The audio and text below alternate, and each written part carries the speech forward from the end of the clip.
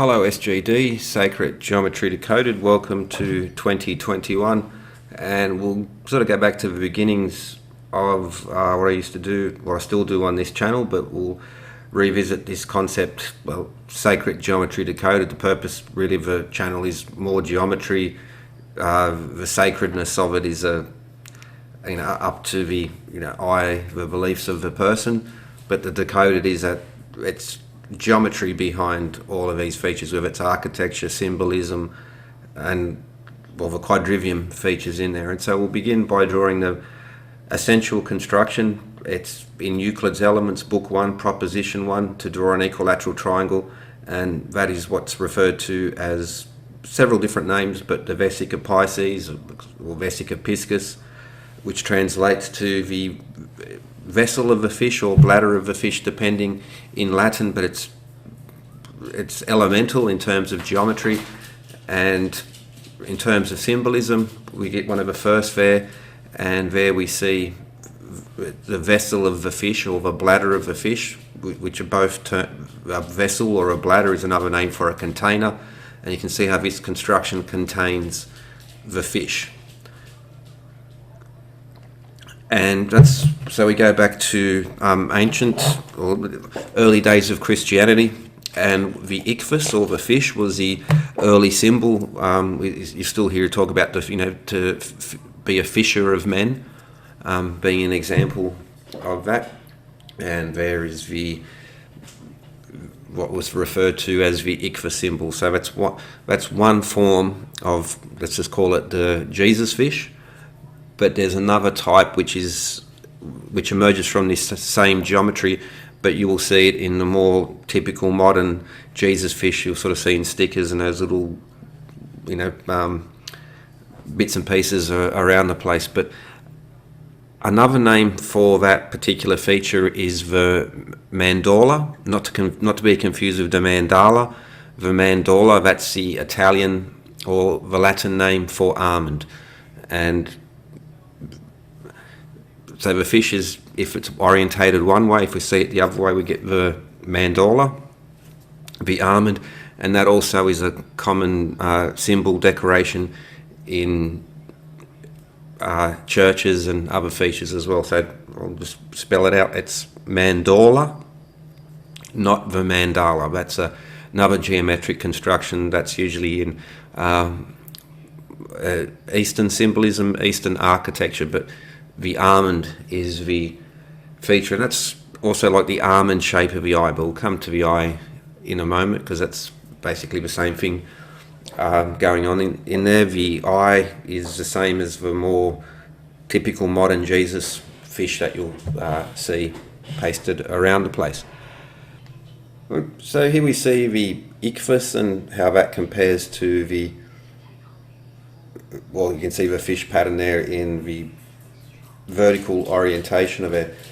There are different depictions of the eye, but this one's particularly nice because it has that same fish in there, and also shows how it sort of leads to the eye. But when it comes to the mandala or the almond, you also see here some classic examples of Christian imagery using this same geometry in there to create their sacred symbols, sacred emblems pasted around the place. So these constructions emerging from the Vesica, you get, if it's orientated vertically or orientated horizontally, we can look at it differently, but it's the same construction. Now, compass and straight edge geometry, strictly speaking, you should not have marks on your ruler. So there we saw a straight edge without marks. There's a way to get around that because within the construction you can make a ruler and then technically you're not using one. But for this construction now, let's do, I'd have to flip that around. I originally videoed this and then the audio just collapsed in the camera, so now I have to narrate it afterwards. But for this next construction, we'll do a construction line, and we're going to draw a Christian cross, and again we'll be using a Vesica, but this time I'm starting with a smaller circle, and then we reset the compass to the diameter of that circle and then create a Vesica around it so that the Vesica encloses a circle there on the inside. And that's a great way to draw a Christian cross. Now, the proportions of a cross vary. I haven't been able to find a strict rule on how high to how wide it should be, but just by eyeballing it and just by being used to seeing it, this is a great way to draw it. And we're using the Vesica, the almond, which again is this symbol, also provides the basis for this cross. So we'll get a certain width to a certain height, and that happens to sort of really nicely be in relation to the square root of 3, and it actually gives you 2.73 as well, but that's another lovely connection in there, but 1.732, because what you've actually drawn is, I'll show you the triangle. You connect the triangle up, and so in your technical drawing geometry kits you'll get two of those triangular, the squares. One is the 45, 45, 90, but you also get the 90, 60, 30 degree triangle, and that has an edge. The short is 1, so the other one is a square root of 3, meaning that the hypotenuse of a long edge is 2. So we have the square root of 3, which in the architecture, but also in... Okay, so here we see the cross, which you can get from drawing that Vesica in the way I illustrated, and then just a comparison of what you could just call a standard Christian cross on a steeple on top of a church. Now they all vary slightly. It doesn't seem to be a hard and fast rule, but it does fit very, very nicely these. And if I was to, I just grabbed the first one that came up on Google Images, but there are others. But at least as a basis, this will give you your proportions for the standard cross. And if you look at enough examples, I think you'll find that more than a few will fit this exact geometry related to the square root of 3. Amongst especially certain Christian theologians and philosophers, the square root of 3 being this very important constant, which pops up very often as well, and is sort of written about extensively too. But in a practical sense and also in the philosophical sense, it's an important one. Now, move on to the next one, and that's the Trinity. So we just draw a Vesica. So now we have 2 circles, and now the Trinity is the 3rd circle. And you'll see, especially in stained glass, and just by if you observe the symbols. Also, when you see color charts as well, you have your 3 primary color charts, and they'll do this same sort of Venn diagram type of thing, where you see how the colors blend within one another. So you have your primary colors, yellow, red, and blue, and then as they overlap, you get your oranges, your greens, and so forth. But that's also a Trinity symbol, which you'll see quite often. And all the geometric constructions I'm showing here are built on the equilateral triangle. So the equal triangle, so again, much like the Trinity being these 3 in Christian theology, that's one of these hotly argued ever since the beginning of time on the exact meanings and definitions. But again, the Trinity, an equilateral triangle, that these parts come in together. And this is a demo of an equilateral, whether it's the Vesica, the Trinity, the quad, or the hexafoil seed of life. It's all built on equilateral triangles. There's small ones and there's large ones, and even their proportions of size to one another will be at a ratio of based around the square root of 3. So square root of 3 plus 1, and yeah, it's all about equilateral triangle square root of 3, which is just built into the geometry of these particular things. So that's the 3 circles to make the Trinity. And next one will be, I don't think I never come across a common name for it, so I'm just calling it the quad. And again, we begin with a Vesica, 2 circles with the center of the 2nd on the edge of the 1st. And as the name quad implies, it's 4 circles. So there's the first 2 circles of your Vesica. Now we draw a Trinity, and it's just now we're adding one more circle there on the other side. And now emerges the first of the petals of the flower, which is in the seed of life or flower of life, and I'll highlight it there. But also that particular geometry there is what you'll see in the, again, the more standard Jesus fish you'll see on, you know, stuck on the back of cars or key rings, necklaces. But another way to think about it is the eye, and because it also creates much more closer to a proper eye shape, but in that way it also gives us the eye of providence, because as I've said, it's all about equilateral triangles, and so we create the equilateral triangle, and there we see the all-seeing eye, or the eye of providence, there within the triangle. So it's very, just like sort of on the US dollar bill, but that was only introduced in the 1930s. You'll see it in churches and all sorts of temples, esoteric symbols, alchemical symbols going back a long time. So that was Euclid. Now we'll draw what's commonly referred to as the seed of life. All of this geometry is built on the Vesica. So I draw a Vesica, and now all I do is draw a new circle without changing the compass size wherever the circles intersect. So eventually I'll start with a central circle, that's the first, and then there will be 6 circles around the outside. And one of the beauties of that is that this perfectly cuts the circle up into 6 portions.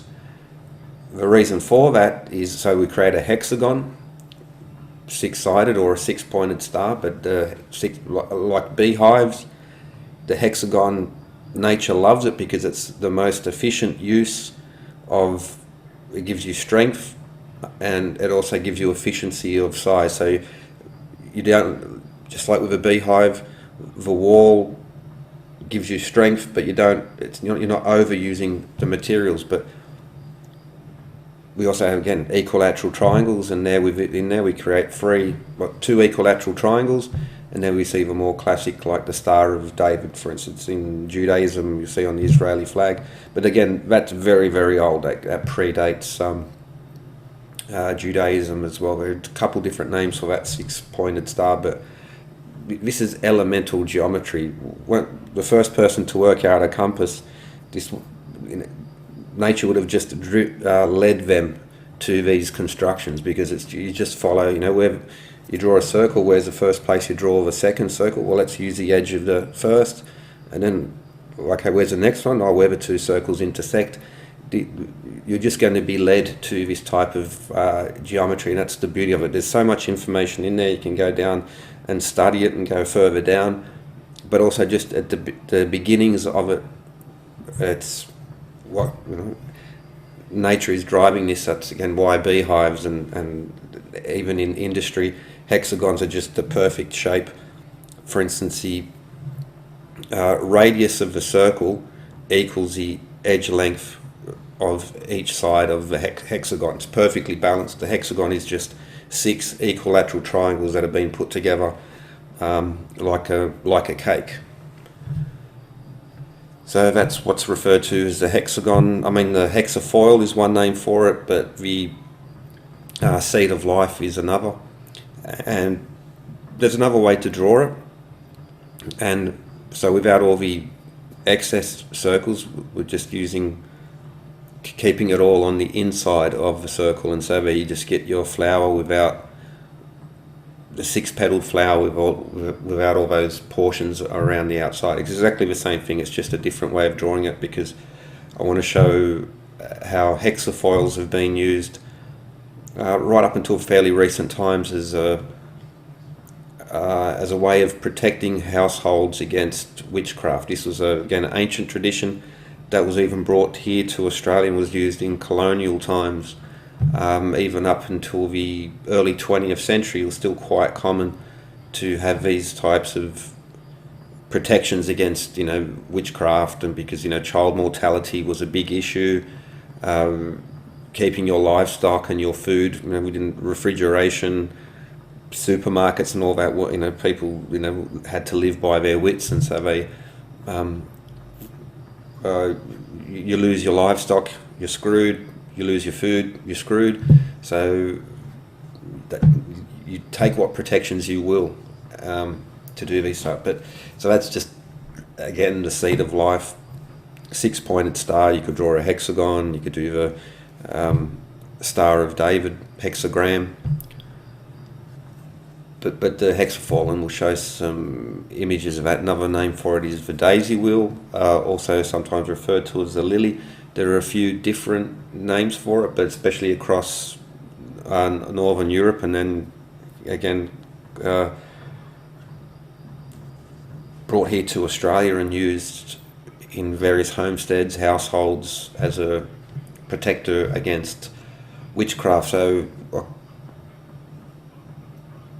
whether it's your more traditional religion, because also this, Hindus, Buddhists, Sikhs, you'll see it in ancient, you'll literally see it pretty much all over the world, used as a very important symbol connected to sacred spaces, but also employed in decoration, but more importantly employed in important decoration within homes as a protector against ill forces. And okay, so there we have the basics of these constructions. We'll just review. We have the Vesica Pisces or the Vesica Piscis, vessel of the fish or bladder of the fish. You can draw the Icthys or the Mandorla or the almond from there. From the Vesica, just using a circle on, and when it comes to geometric constructions, to draw perfect phi, and I found a way to do a perfect pentagram as well. That central circle is important within the Vesica on that point, but there we see the one way to draw a very geometrically lovely Christian cross, which also reflects the typical drawing tools, like for instance the 30, 60, 90. 3 circles give the Trinity, and there we have the Eye of Providence. But again, because I had the camera pointed in one direction, I was drawing from the other side. I had to invert the footage, so I'm going to correct that I think in a moment. And there we can see the, there we go, I'm going to flip it around properly. So again, how that gives us the more standard modern Jesus fish, as well as the Eye of Providence, the all-seeing eye within the pyramid or within the triangle, leading up to the seed of life or hexafoil, which has that Star of David. And again, nature insists on these things because that's classic example being the beehive. You have a maximum amount of space open to you without building too many walls. The edge length of each side of a hexagon is equal to the radius, so it's just a nice simple geometry emerging from there. It can be replicated, it can be stacked. That's another thing that's so great about hexagons, they're stackable. You can jam them all together and you won't have little spaces left over in between. Of course you can do that with squares and triangles, but it's not as solid, it's not as rigid, and also you use more space is lost to building walls as compared to the hexagon.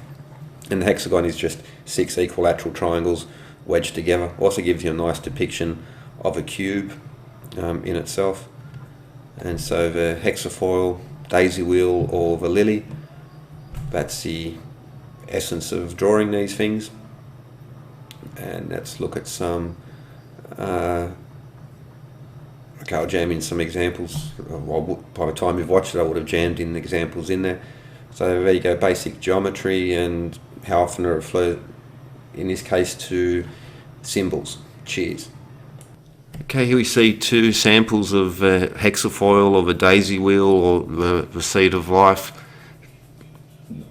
From the Vesica, this geometry goes. All those previous example symbols we can see are also embedded in this particular geometry. Now, just for the last part, we'll just have a look at a few sites talking about recent finds in Australia, and then you can see also in the UK how this hexafoil daisy wheel was used as a protection against witchcraft and bad things happening.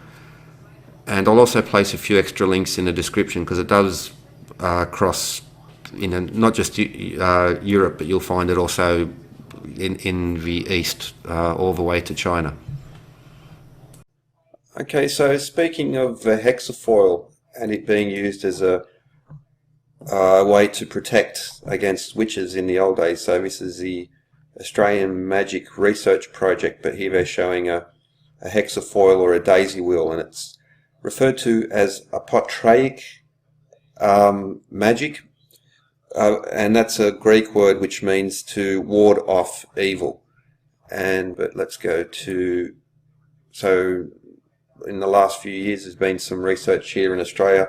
So for instance, in the rocks in Sydney, the oldest part of Sydney, but other colonial places, what they went, especially during renovations and restorations, preservations, archaeological digs in these old sites, they found a lot of mummified cats secreted beneath doors, so the witch's companion or the catcher could, like a decoy, they would often find a lot of shoes or baby shoes as well hidden in corners, which was meant to be like a decoy to distract from there. Now the belief is that especially when you had young children, because infant mortality was such an issue, that this was a protector. Here we can see from in Tasmania, and the use of other hexafoils. So this is the courthouse, Richmond, Tasmania. Hexafoils were found inscribed on the mantelpiece, and so that's there in the courthouse. And anti-witch symbol, the merrill, so that's the same geometry but very similar. But where the important, interesting part I think is that it's used here at the old granary in Redlands in Tasmania, because where you'll find, where I've noticed a lot, is on chests. Now, not just any old chest, these were grain chests. So in the old days, the grain would be stored in grain chests such as this off the ground, so and securely, so that the rats and vermin couldn't get inside. It's very interesting, these grain chests as well, in regards to measuring wands, measuring rods. But the point is that again we see this hexafoil design. Now what's interesting, so we'll look at this. So it's in Australia, but of course being colonial. So here's a site from the UK, which is showing as well historic England, and again we see witches marks, and we can see that Trinity symbol as well, and the six-pointed flower daisy wheels or hexafoils, and these are from England in Hampshire around 65, sorry. Here's another example, Bradford on Avon. Here's another example from a home dating at least from the 1500s, and this was drawn on the window, and the window was covered over. Now I'm not exactly sure. There used to be a tax on windows, and so at a certain point when this tax was introduced, people either bricked up or boarded up their windows so they wouldn't have to pay the tax. But again we see that pattern, and it's very similar to the, so it's not just the seed of life pattern. You can see how it's that same design is on the grain board. And this one also drawn on the lid of a chest from Essex in England, but I would think, I'm not sure, but that the chest they could have used to store anything, but I wouldn't be surprised if it was probably a grain chest as well, because just as well as protecting the youngsters because of infant mortality, protecting your grain stores was pretty much an issue of life or death as well, because it wasn't, it didn't have supermarkets and that type of thing. Now basically what you grew was what you would eat, and if you grew more than what you needed, you could sell and make a few dollars. But for most people it was a struggle to get through the winter months, and so protecting your grain and your food stores would be very important. And probably if you ever heard about the witch trials, people would be accused of making cows give sour milk, that type of thing as well. So if your food went bad or rotten, your livestock stopped producing or gave sour milk, etc., it often would be to point at some sort of witchcraft being involved in there. And for instance, if you compare that, so this is from Essex, that's that same, but again on a chest as well. So this would be another way to avert bad things happening, and again witchcraft being blamed too often, too easily. and that would be another aspect of that particular thing. So if we return to, might as well mention, so this goes back to, for instance, the protection of evil eye. Old ships, even back to Phoenician and Roman times, had the eye painted on the prow of a ship to ward, to give the ship eyes to see. But for instance, I know in Egypt, even still now, cattle will have usually in blue, will have an eye painted on them to avert the evil eye. And we still there's a couple of we can get that eye symbol emerging from this geometry as well. Okay, there's just some so the hexafoil, or the seed of life, and how it was placed and practiced. And so the same geometry that delivers this protection from evil is also the same geometry that can be used to draw religious symbols. And in this one I focused on Christian or Judeo-Christian, but you'll find the same, Buddhist, Hindus, Sikhs. Also in China, you'll see this particular geometry in there, and I'll drop a few other links in there as well, because again, you'll also see it in churches. So there's a slightly different interpretation of exactly what they were doing, but this geometry was connected to good things. And for instance, there's again, across not just the English speaking part, or Germanic as well, but in Spain all the way over to Russia, and pretty much all across the world, this was a standard symbol of good, if you want to put it simple terms. But also for my interest, the geometry embedded in these can be found as the underlying geometry of ancient temple design, cathedrals, well, pretty much everything, because it's so simple, as we saw earlier. Sort of it's not a complex geometry. Nature will drive you to this type.